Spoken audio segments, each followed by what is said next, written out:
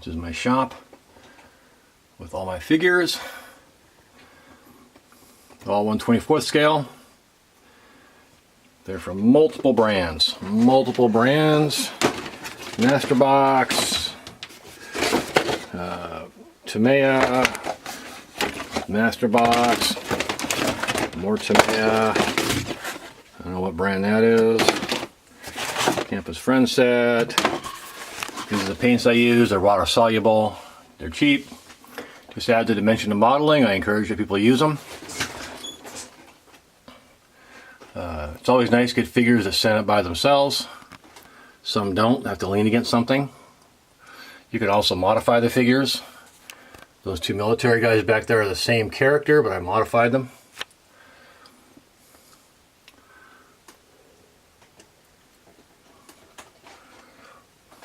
And it's always, I like dioramas. They just take models and make them look a lot better.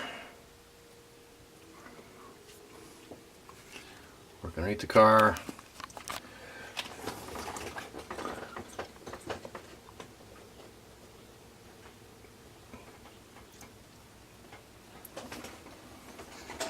Got the upstairs bedroom in there.